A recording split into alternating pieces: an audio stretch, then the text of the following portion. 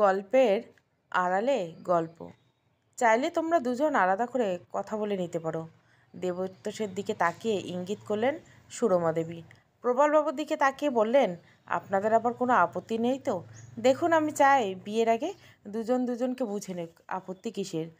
আমার মহামায়া মার ভাগ্য ভালো যে আপনাদের মতো আধুনিক পরিবারের মানুষজন ওকে ভালোবেসে আপন করে নিতে চাইছেন। এমন সৌভাগ্য আর আমার ছোটো মেয়ের হবে কি না জানা নেই। যাও মহামায়া, যাও দেবতোষবাবুকে আমাদের ছোট্ট বাগানখানে ঘুরে দেখাও। আসলে নামি বাগান, ওই একটু ফল ফুলুরি চাষ করি। সংসারে হামুক তো বোঝেনি, এতগুলো মানুষ, আমার অভাব যেন যোগের মতো লেগেই আছে। আপনার ছোটো মেয়ে কই? দেখলুম না তো তাকে। ওই পাড়ার বিন্তি পিসিমার বাড়ি সেলাই শিখতে গেছে। মিথ্যে বলবো না, মেয়েটা আমার ভারী গুণবতী, সবসময় চেষ্টা করে সংসার সুসার করতে। গরিব পরিবারে বড় মেয়ে মহামায়া, তারপর আর একটা বোন। মহামায়া দেখতে বেশ সুন্দরী, মায়া জড়ানো মুখ, লম্বা ফর্সা, বেতস পাতার মতো গড়ন। মেয়ের জন্য একটা মোটামুটি পাত্রের সন্ধান ছিলেন প্রবালবাবু। নিম্ন মধ্যবিত্ত পরিবারে মোটামুটি রোজগারে একটা পাত্র পাওয়া মুশকিল, সেখানে তো একেবারে আকাশের চাঁদ নিজে এসে ধরা দিয়েছে। বাড়ি গাড়ি টাকা পয়সার কোনো কিছুর অভাব নেই, একেবারে উচ্চবিত্ত সচ্ছল পরিবার। ছেলে নিজে 2-3টে ব্যবসা সামলায়। পরিবারের লোকজন দুটো বিরাট গাড়ি চেপে মেয়ে দেখতে এসেছেন। গ্রামের ছেলেপুলে এত বড় গাড়ি কালভদ্রে দেখে তাই তারা এসে ভিড় জমিয়েছে গাড়ির সামনে। ছুঁয়ে দেখছে এ কি স্বপ্ন না সত্যি। এহেন সুপাত্র পেলে লোকে দ্বিতীয়বার চিন্তা করে না। তবুও প্রপালবাবু প্রথমে এ সম্বন্ধে রাজি ছিলেন না। আসলে এহেন সুপাত্রের একটাই খুঁত, আগে দুটো বউ হঠাৎ করে মারা গিয়েছে। দ্বিতীয়জন হৃদরোগে আক্রান্ত হয়, আর প্রথমটা নাকি বিয়ের আগে থাকতে মানসিক অসুস্থ ছিলেন। বিয়ের পর ঠিক বোঝা যায়নি, মাঝে মধ্যে আনমন হয়ে যেত, পুকুর পাড়ে গিয়ে বসে থাকতো। হঠাৎ একদিন ছাদ থেকে ঝাঁপ দেয়। অনেক চেষ্টা করে দেবতোষ নিজের প্রিয়তমা স্ত্রীকে বাঁচাতে পারেনি। এবার নাকি বলেই দিয়েছিলেন আর কখনো বিয়ে করবে না, তার কপালে বউয়ের সুখ নেই। কিন্তু ওই যে মায়ের চোখের জল, অভিমান, উপোসের দিব্যিতে বাধ্য হয়ে রাজি হতে হলো। কিন্তু শেষ পর্যন্ত প্রবলবাবুর আপত্তি টিকল না। কানের কাছে বারবার বলতে লাগলো, চাপা, এমন পাত্র সহজে মিলবে না। তার উপর আরও একটা লাউডগার মতো তত্তরিয়ে বড় হচ্ছে। এত পরিবারে বড় মেয়ে পড়লে ছোটরা হয়তো তাড়াতাড়ি হিল্লে হয়ে যাবে। এত বড় পরিবার, আত্মীয় স্বজন কি কম? ক্রমাগত একই কথা শুনতে শুনতে তার মনে হতে লাগলো চাপা ঠিকই বলেছে। ছেলেরা হলো সোনার আংটি, তা কি কখনো বাঁকা হতে পারে? দোষ নিশ্চয়ই মেয়েদের ছিল। হাড়ের রোগ কিংবা বংশে পাগলামি সমস্যা থাকলে স্বামী বেচারি আর কি করবে?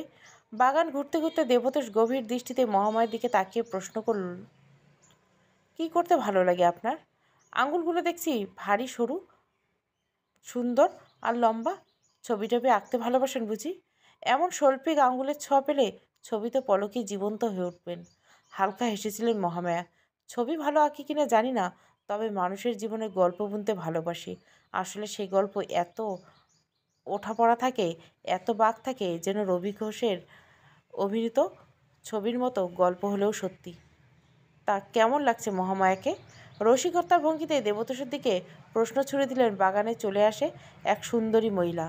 বয়স সম্ভবত 35 পেরিয়ে, কিন্তু শরীর বন্ধন অটুট, সৌন্দর্য ধরে রেখেছেন অবলীলায়। দেখে বোঝা যায় নিয়মিত যত্নে থাকেন। অস্ফুট গলায় মহামায়া বলে উঠল, আপনাদের বৌদি এসেছেন বাগান দেখতেই। যাই বলুন, ভারী সুন্দর, কিন্তু বাড়িতে যখন এলেন তখন দেখেছিলাম। তা আপনার দাদা এলেন না? উনি ব্যস্ত মানুষ, এত সময় পান না, তবে বিয়েতে অবশ্যই থাকবেন। চলো তোমাকে বৌদির সাথে আলাপ করে দেই। খুব রসিক করে হাসি খুশি, ওদের একটা ছেলে বান্টি, ওই যে আন্টি আন্টি করে তোমার পায়ে পায়ে ঘুরছিল, এমনিতে হোস্টেলে থাকে, এই ছুটিতে বাড়ি নিয়ে আসা হয়েছে। দেবতোষকে আসতে দেখে একগাল হাসলো সৈনী। তা মেয়ে পছন্দ হলো? কি মনে হচ্ছে, তোমার সঙ্গে মানাবে? মহামায়াকে কেমন লাগলো? ঠিক তোমার মতো, গলা খুলে হেসে উঠল দেবতোষ। সঙ্গে সঙ্গে বৌদির মুখটা গম্ভীর হয়ে গেল। তোমরা বরং নিজেদের মধ্যে খানিক কথা বলে নাও, আমি ওই দিকটা যাই। দেখি গুরুজনেরা আবার কি সিদ্ধান্ত নিলেন। হঠাৎ চলে যান তিনি। হঠাৎ বৌদির এ হেন ভাবান্তর কারণ বুঝতে পারে না দেবতোষ। এদিকে মহামায়া অবাক চোখে তার দিকে তাকিয়েছে। ঈষৎ অস্বস্তিমাখা স্বরে বলে ওঠেন, আমার কিন্তু তোমাকে বেশ ভালো লেগেছে। আর তোমার? মহামায়া হাসি, মেয়েরা বুঝি নিজের মুখে বলতে পারে না। মহামায়ের হাত নিজের হাতে তুলে নেয় দেবতোষ। মাস দুয়েকের মধ্যে রেজিস্ট্রি করে ওদের দুজনের বিয়ে হয়। জাঁকজমক করতে চায়নি দেবতোষ, তাই সাদামাটাভাবে প্রবালবাবু কন্যা সম্প্রদান করেন। মজুমদারের বিশাল প্রসাদে এসেছে মহামায়া। আলাপ হয় দেবতোষের দাদা প্রাণতোষের সঙ্গে। উচ্ছল সপ্রতিভ ব্যবহারে খুব সহজেই মহামায়ার প্রিয় হয়ে ওঠে। অষ্টমঙ্গলায় মাত্র একদিন থেকে চলে আসে দেবতোষ। প্রবালবাবুকে বলে উপায় থাকলে সে অবশ্যই থাকতো কটা দিন। ব্যবসার কাছে বিভিন্ন জায়গায় যেতে হয় তাকে। এক কথায় তার বর একাই এই পরিবারের রকমারি ব্যবসা সামলায়। এই কদিনে তা বুঝে গেছে মহামায়া। ভাসুর নামে খালি ব্যস্ততা দেখায়, কিন্তু কাজ তেমন একটা কিছুই পারে না। অদ্ভুত লাগে মহামায়া। বাড়ির সবার কাছে বড় ছেলের প্রাধান্য বেশি। তার ভুল তেমন কেউ চোখে দেখে না, তবে মহামায়ের সঙ্গে সবাই ভালোই ব্যবহার করে। এত গরিব পরিবার থেকে আনা সত্ত্বেও শাশুড়ি ছাড়া কেউ তাকে ছোট বড় কথা শোনায়নি কোনোদিন। তবে নিজের গণ্ডির মেয়াদ বুঝে চলে সে। সব কিছু চোখে দেখলেও বুঝলেও মহামায়া কিচ্ছুটি বলে না। কি দরকার? কখন যদি কেউ কিছু বলে বসে, গরিব মেয়ে এদের চরণে ঠাঁই পেয়েছে, এই তার জন্য অনেক। সে আবার পরিবার বিষয়ে কথা বলবে, সে কথা লোকে শুনবে। সারাদিন কাজের শেষে রাতে মহামায়া অঘরে ঘুমিয়ে পড়ে। বড় বাড়ির কাজ তো বড় কম নয়। এসে থেকে দেখেছে এবাড়ির ছেলে বুড়ো নির্বিশেষে প্রত্যেকের জন্য এক গ্লাস দুধ বরাদ্দ। প্রথম দিন খাওয়ার সময় মহামায়া নাক কুঁচকে বলেছিল, কি বিচ্ছিরি দুধ, আমার একদম ভালো লাগে না। ছোট্টবেলা থেকে পেটে কিছু ভালো মন্দ পড়েছে কি? ওই তো প্যাকাটির মতো চেহারা তোমার। বিরক্ত মুখে বলেছিলেন শাশুড়ি। যত্নত্বে যে কিছুই হয়নি সে তো চোখ দেখতেই পাচ্ছি। শোনো, প্রতিদিন একটু করে দুধ তোমায় খেতে হবে, তবে যদি চেহারা খানিক গতি আসে। আমাদের নিয়ম এটা। বাড়ির সবাই রাতে দুধ খায়। মহামায়ার জন্য রাতের দুধটা দেবতোষ নিজেই নিয়ে আসে। মহামায়া অনেক না করেছিল, কিন্তু সে এক প্রকার জোর করে হাতে গ্লাস ধরিয়ে দেয়। সারাদিন তো সবার সেবা করো, রাত্রিটা অন্তত আমায় সেবা করার সুযোগ দাও মহারানী। এই সুযোগটুকু তুমি আমার থেকে কেড়ে নিবে? এমন কথা শুনলে কোনো মেয়েই বা আপত্তি জানায়? মাথা নিচু থাকলেও মহামায়া গাল লাল হয়ে উঠছিল। মানুষটা এত ভালোবাসে তাকে, এত খেয়াল রাখতে চায়। ওই মেয়েগুলো কি বোকা? দেবতোষের যত্ন ভালোবাসা বুঝতেই পারলো না। কিন্তু ওরা থাকলে কি আর মহামায়া এত সুখ স্বাচ্ছন্দ্য পেত? কিন্তু দুধটা খেলে গভীর ঘুম পায় মহামায়ার। কিছুক্ষণের মধ্যে গভীর ঘুমে তলিয়ে যায়। রাত্রি কেটে যায় ঘোরের মধ্যে। সকালে যখন ঘুম ভাঙে তখন কিছুই আর মনে থাকে না, শুধু মাথাটা ধরে থাকে আর খুব ক্লান্ত লাগে। সেদিন খাবার টেবিলে বড় যা অরুন্ধতী আর সে পরিবেশন করছিল।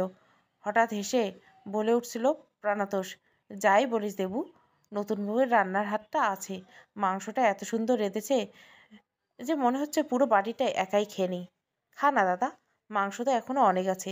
বলে প্রাণতোষের পাতে গোটা চারেক মাংসের টুকরো তুলে দেয় মহামায়া। সরমা দেবীর মুখটা অকারণে গম্ভীর হয়ে ওঠেন। চুপচাপ কোনোদিন খেতে পারিস না তুই? খা চুপচাপ, বেশি কথা বলতে হবে না। কঠিন হয়ে ওঠে দেবতোষের মুখ।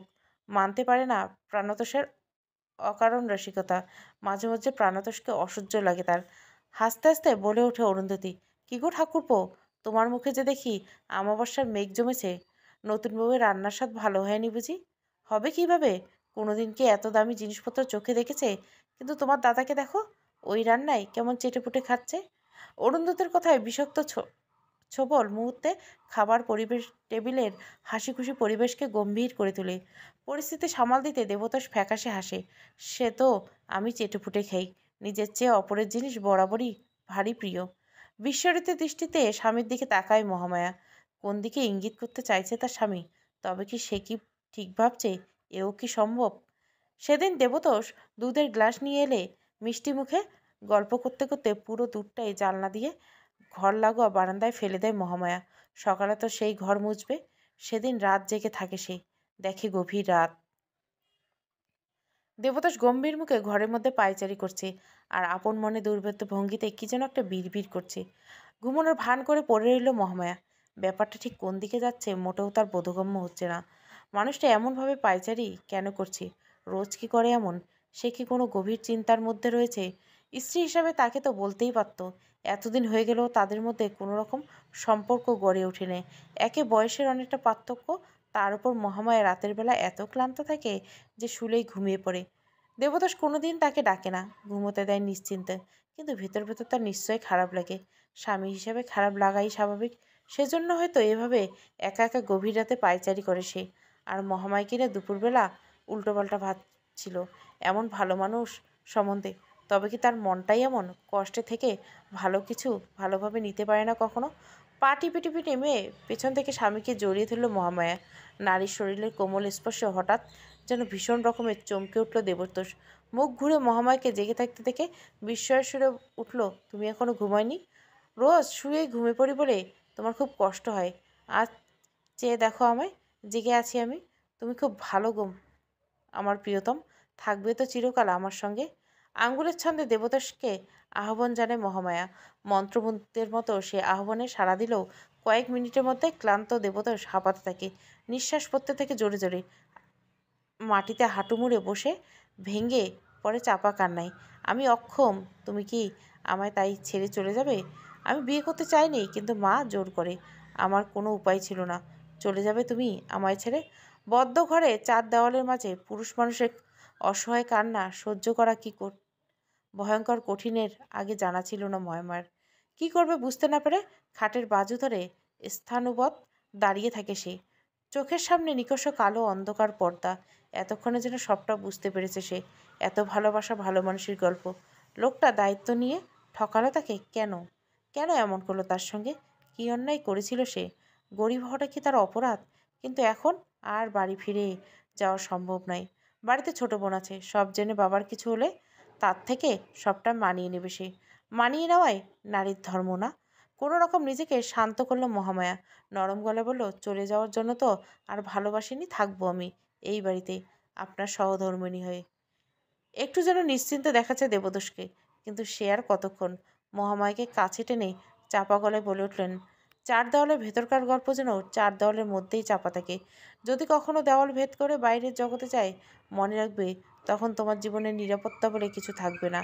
আপনি কি এতদিন আমায় দুধের সঙ্গে ঘুমের ওষুধ দিতেন, যাতে আমি অঘরে ঘুমিয়ে থাকি আর আপনার অপারগতার বিষয়টা কোনোভাবে না জানতে পারি? তোমাকে কেবল স্ত্রীর সম্মান দিয়েছি, বাক স্বাধীনতা দেইনি। এ বাড়িতে থাকতে হলে মুখ বন্ধ করে থাকাই দোস্তর। আশা করি বুঝতে পেরেছ। এরপর থেকে কোনো কথা বলার আগে ভেবে বলবে। বাইরের দুনিয়ার আমার একটা সম্মান আছে। সেই সম্মানকে কোনোদিন যদি এতটুকু আজ আসে, আমার চেয়ে খারাপ আর কেউ হবে না। কথাটায় গুরুত্ব দিলে নিজে ভালো থাকবে। অনেক রাত হয়েছে, ঘুমিয়ে পড়ো। কাল সকালে যেন স্বাভাবিক হাসি খুশি চেহারা দেখি। কোনোভাবেই কেউ যেন কিছু বুঝতে না পারে। কেঁপে উঠো মহামায়া, ভয়ে ভয়ে ঘাড় নাড়ে। যেমনটা বলেছে তেমনটাই করবে সে। মহামায়া ভয় পেয়ে দেখে দেবতা শান্ত হয়, মেজাজ নরম হয়ে আসে তার। কিছুক্ষণের মধ্যে ঘুমিয়ে পড়ে। খাটের বাজুতে হেলান দিয়ে বসে থাকে মহামায়া। নির্বিশেষে দৃষ্টিতে তাকিয়ে থাকে ঘুমন্ত স্বামীর দিকে। পরিস্থিতির সঙ্গে মানিয়ে নিয়ে মজুমদার বংশের যোগ্য ছোট বউ হয়ে ওঠার দায়িত্ব পালন শুরু করে মহামায়া। দিন কয়েক বাদে সেদিন বাড়িতে কেউ নেই। শাশুড়ি গেছেন কীর্তন শুনতে, বড়জা শপিংয়ে, দেবতোষ আর পরিতোষ অফিসের কাছে সেই সাত সকালে বেরিয়ে গেছে। রান্নাঘরে মাংস কষাচ্ছিল মহামায়া। দেবতোষের আবদার রাতে জমিয়ে খাবে। এমন সময় সুরেলা শব্দে বেজে ওঠে কলিং বেল। দরজা খুলতে মহামায়া দেখে দরজার বাইরে ভাসুর দাঁড়িয়ে আছে। আপনি এ সময় আমার বাড়িতে আসতে পারবো না আমি? অবাক করলে ছোট বউ। দরজাটা ভিজিয়ে দেয় পরিতোষ। মহামায়া হাতটা নিজের হাতে তুলে নিয়ে বলে, কবে থেকে ভাবছি তোমায় কবে একা পাবো। এতদিন নিশ্চয় সত্যিটা জেনে গেছো। আমার কাছে আসো, আনন্দ সুখ সবই পাবে। বেতসপাতার মতো কাঁপতে থাকে মহামায়া। কি বলবে কি করবে সেই মুহূর্তে যেন ভেবেই উঠতে পারে না সে। হঠাৎ প্রবল শব্দে ভেজানো দরজা খুলে যায়। দামাল এক ঝড়ের মতো ভেতরে ঢুকে আসে দেবতোষ। অফিস থেকে তোমায় চুপি চুপি বের হতে দেখে সন্দেহ হয়েছিল। ছি দাদাছি, একে এত তোমার হাঁটুর বয়সী মেয়ে, কী করে পারলে তুমি? কোনোদিন কি তুমি শোধরাবে না? দেবতোষ যে তার দিকে নজর রাখছে ঘুণাক্ষরও ভাবেনি পরিতোষ। হঠাৎ তাকে সামনে দেখে চমকে গেল। আতঙ্কে সে কুঁকড়ে গেল। কৈফিয়ত দেওয়ার ভঙ্গিতে বলল, আমার কোনো দোষ নেই ভাই, বিশ্বাস কর। তোর বউ আমাকে ফোন করে ডেকেছিলে, তাই এসেছি। বিশ্বাস কর ভাই, আমি একটু মিথ্যে বলছি না। রাতের বেলা আমাকে ডেকে বলেছে তুই নাকি ওকে সুখ দিতে অক্ষম, তাই যেন আমি ওকে আর নাকি তোর সঙ্গে থাকতে পারছে না। আমি যদি ওকে না দেখি ও নাকি মরেই যাবে। একটু মিথ্যে বলছি না ভাই, বিশ্বাস কর। তরবরিয়ে বলে ওঠে মহামায়া, উনি সম্পূর্ণ মিথ্যে বলছেন, বিশ্বাস করুন। ওকে ডাকিনি আমি। কখনো আপনার আড়ালে ওর সঙ্গে কথাও বলিনি। উনি জোর করে আপনি আমায় যেমনটি করতে বলেছেন তেমনটি করছি। দয়া করে আমার কথা শুনুন। আমায় ভুল বুঝবেন না। সব মেয়েরা মিথ্যেবাদী, মিথ্যের বেশাতি করে রোজ। আমি সব জানি, সব বুঝি। যতই তোমায় ভালোবাসি, জিনিসপত্রে ভরিয়ে দেই, ওটা ছাড়া তোমাদের চলে না, তাই না? মানুষের অসহায়তার সুযোগ নিস তোরা। আজ দেব তোকে, দেখ কেমন লাগে। দাদা, তুই নিজের ঘরে যা। ঘর থেকে যদি এক পা বেরোস, কালকে সূর্যোদয় তোর আর দেখা হবে না। ভয়ে কুকড়িয়ে শীতল পায়ে ঘরের দিকে চলে যায় প্রাণতোষ। কিন্তু কামনা মাখা চোখ দুটো তখনও লেহলন করতে থাকে মহামায়ের সর্বাঙ্গ। আমি কিছু করি নাই, বিশ্বাস করুন। দয়া করে আমাকে একবার বিশ্বাস করুন, বলতে থাকে মহামায়া। আমি একদম সত্যি বলছি, দয়া করে বিশ্বাস করুন আমায়। তোমার মতো মেয়েদের বিশ্বাস করাই পাপ। কোথা থেকে তুলে এনেছিলাম তোকে, কিন্তু তুই সেই একই কাজ করলি। করি না তোদের বিশ্বাস। তোরা সব শয়তান। শয়তানি তোদের রন্ধ্রে রন্ধ্রে। ভালোবাসার কোনো দাম নেই তোদের কাছে, কেবল শরীর চিনেছিস। পাজা কোলে করে তুলে নেয় দেবতোষ। বেডরুমের দিকে নিয়ে যেতে থাকে। প্রাণপণে নিজেকে ছাড়ানোর চেষ্টা করে মহামায়া। গোপন চেস্ট খুলে লম্বা একটা সিরিঞ্জ বের করে দেবতোষ। আজ থেকে দেখবি তোর এই আর কোনো তেষ্টা পাবে না। এই ওষুধ তোর সব তেষ্টা একেবারে মিটিয়ে দিবে, এনে দিবে নিশ্চিন্তের ঘুম। শয়তানি হাসি ফুটে ওঠে দেবতোষের ঠোঁটে। কি কি করতে চাইছেন আপনি আমার সঙ্গে? দোহাই, আপনি এমনটি করবেন না। সত্যি বলছি, কিচ্ছুটি করিনি আমি। আমার পরিবার অভাবী। আপনার দয়ার দানে বেঁচে আছে ওরা। আপনার বিপক্ষে যাব ভাবলেন কি করে? আপনি যেমনটি বলবেন তেমনটাই হবে। বিছানায় শুয়ে কাঁদতে থাকে মহামায়া। সত্যি বলছি, ফাঁকা বাড়িতে ওকে ডাকিনি আমি। আমার গুরুজন আর উনি। অমন মেয়ে নই আমি, বিশ্বাস করুন। পৃথিবীর কোনো মেয়ে বিশ্বাস করি না আমি। সব মেয়ে ঠক, প্রতারক। মাকে বলেছিলাম আর বিয়ে করব না, কিন্তু মা শুনল না তো। কোনো কথাই শুনতে চায় না মায়েরা। ছেলের ভালোর চেয়ে খারাপ করে বসে। আসলে কি জানো, সবটাই নিয়তি। বুঝলে মহামায়া, তোমার নিয়তি তোমাকে মজুমদার বাড়িতে টেনে এনেছে। হঠাৎ মহামায়া বাটন ফোনটা বিপ বিপ করে শব্দ করে ওঠে। চমকে ওঠে দেবতোষ, বলে, তোমার কাছে মোবাইল এলো কোত্থেকে? সেই সুযোগে উঠে দাঁড়ায় মহামায়া। ধাক্কা লেগে ছিটকে যায় ওষুধ ভরা সিরিঞ্জ। সজোরে লাথি পড়তেই মাজা করে কাকিয়ে ওঠে দেবতোষ। অস্ফুট কাতরোক্তি বেরিয়ে আসে গলা থেকে। ভেজানো দরজা খুলে যায় এক লাথিতে। পুলিশ সুপারিনটেন্ডেন্ট রেবতী চ্যাটার্জি ভেতরে ঢুকে পড়ে। মহামায়ার দিকে তাকিয়ে হাসে। কিরে, অপারেশন সাকসেসফুল তো? Yes madam. ওই সিরিঞ্জ লোকটার হাতের ছাপ রয়েছে। কলার ধরে নেংটি ইঁদুরের মতো দেবতোষকে মেঝে থেকে তুলল রেবতী। ঠান্ডা দৃষ্টি তাকালো। সে চাহনি দেখে অপরাধী নিজের মুখে অপরাধ স্বীকার করে নিতে বাধ্য হলো। ঠান্ডা স্বরে বলে উঠল, আগে দুটো বউকে কেন মারলি? নিজের মুখে এখনই স্বীকার করবি, নাকি থানায় তুলে নিয়ে গিয়ে 3rd ডিগ্রি দিতে হবে? আমি কাউকে মারিনি, বিশ্বাস করুন, একদম সত্যি কথা বলছি। একটু আগে যে তরপাচ্ছিল সেই মানুষটার সঙ্গে এখানকার দেবতোষের কোনো মিল নেই। আপনারা পুলিশের লোক। এখন যদি আমার বিরুদ্ধে অন্যায়ভাবে কেস দেন, তবে আমি কি না করতে পারি? আমি সামান্য ব্যবসা করে খাই। বারবার বলছি, আপনাদের কোথাও ভুল করছেন। তৃতীয় বিয়েটা আমি করতে চাইনি, বিশ্বাস করুন, শুধু মা একান্তভাবে জোর করলো বলে। মা জোর করলে আর তুই বাধ্য ছেলের মতো বিয়ের পিঁড়িতে বসে পড়লি? ইয়ার কি করছিস পুলিশের সঙ্গে? এর বড় ভাই পাশের ঘরে লুকিয়ে আছে, অনেক কিছু জানে। ওকে ওখান থেকে এনে ভেতরে অনেক তথ্য জানা যাবে, বলে ওঠে ময়া। রেবতী ইশারা করতে একজন পুলিশ অফিসার প্রাণতোষকে ধরে নিয়ে এলেন। রেবতীর সামনে দাঁড়িয়ে রীতিমতো কাঁপছিল প্রাণতোষ। দেখে মনে হচ্ছে এক্ষুনি যেন অজ্ঞান হয়ে যাবে। তোর ভাই যে বাড়িতে ভেতরে দুটো মেয়েকে খুন করলো, তুই তো সব জানতিস, পুলিশকে কিছু জানালি না কেন? রেবতীর গলায় যেন বাঘের গর্জন। আরও একবার কেঁপে উঠল প্রাণতোষ। মুখে কিছু বলতে পারল না। ঘাড় নেড়ে কাঁপতে কাঁপতে মেঝেতে বসে পড়ল। ঘূর্ণের কথা শুনে বিস্ময়িত চোখে দেবতোষের দিকে তাকালো সে। দেবতোষের চোখ দিয়ে যেন আগুন ঝলসাচ্ছে। প্রাণতোষকে জন্মের মতো শেষ না করলে যেন শান্তি পাবে না সে। কনস্টেবলের হাত ছড়িয়ে হঠাৎ ছুটে গেল সে। প্রাণতোষের মাথা দেওয়ালে ঠুকতে ঠুকতে বলল, এই এই জানোয়ারের জন্য আমার জীবনটা শেষ হয়ে গেছে। জানেন ম্যাডাম, একটা দিন আমার শান্তিতে বাঁচতে দেয়নি। আমার হতাশা, যন্ত্রণা, মানসিক কষ্ট দেখে আমার অক্ষমতা নিয়ে উপহাস করছে। আজ ওকে শেষ করে দিব। দুজন পুলিশ কনস্টেবল জুজু ধান দুপক্ষকে দুপাশে সরিয়ে দিল। দেবতোষ গরম নিঃশ্বাসে হালকা যেন সবাইকে ছুঁয়ে দিচ্ছে। একবার ছাড়া পেলেই ছুটে যাবে দাদার দিকে। অন্যদিকে মুহুর্মুহু আঘাতে প্রাণতোষের মাথায় এক পাশ দিয়ে গড়িয়ে নামছে রক্তধারা। জমার খুরশের মুছে ফেলে সে, তাহলে তোর 3rd ডিগ্রিটা আর আটকানো গেল না। গম্ভীর মুখে বললেন রেবতী, এদের 2 ভাইকে গাড়িতে তোলো, দুটোর ব্যবস্থা করতে হবে। হাতের পেশি টান পড়তে যন্ত্রণায় চিৎকার করে উঠল দেবশ্রী। বলছি, আমি সব বলছি, বিশ্বাস করুন। প্রতিমাকে আমি মারতে চাইনি, সত্যিকারে ভালোবেসেছিলাম, কিন্তু আমার অক্ষমতার কথা জানতে পারার পর থেকে একাকী ঘরে আমাকে উপহাস করতো। পছন্দের শাড়ি গয়না পেলেই বলতো সবাইকে আমার অক্ষমতা কথা জানিয়ে দিবি। সামর্থ্যের বাইরে গিয়ে সবটুকু করার চেষ্টা করতাম। টাকা জোগাড় করতে করতে পাগল হয়ে যেতাম মাঝে মধ্যে। কিন্তু যেদিন যৌথ সংসার ছেড়ে আলাদা হতে চাইলো, আর সহ্য হলো না। আলোচনার নামে ছাদে নিয়ে গিয়ে স্বভাবে প্রতিমা একটু আনমনা ছিল, কাজকর্ম প্রায় ভুল করতো। পুকুরের ধারে গিয়ে একাকী চুপচাপ বসে থাকতো। কাজেই ওর মৃত্যুটাকে বলে চালিয়ে দিতে খুব একটা বেগ পেতে হয়নি। আর দ্বিতীয়জন, সে কীভাবে হৃদরোগী আক্রান্ত হলেন। নিজের শারীরিকভাবে সক্ষম করার জন্য কয়েক বছর যাবৎ ভেষজ চর্চা করছিলাম।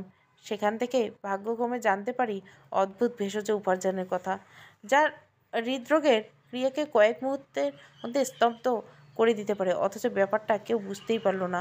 তাছাড়া ওই সব দুর্বল্য গাছগাছরা বনৌষধির কথা সাধারণ এমবিবিএস ডাক্তারদের জানারও কথা নাই। কেন মারলি? কী অপরাধ করেছিল মেয়েটা? মৌসুমি খুব চালাক মেয়ে ছিল, সহজে আমার অবস্থা বুঝতে পেরে গেছিল। ধীরে ধীরে দাদার সঙ্গে ঘনিষ্ঠতা বাড়ছিল।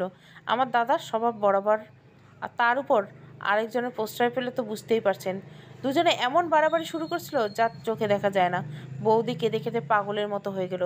বাড়ির পরিবেশ বাচ্চার জন্য ঠিক নয় বুঝতে পেরে বান্টিকে হোস্টেলে পাঠিয়ে দেওয়া হলো।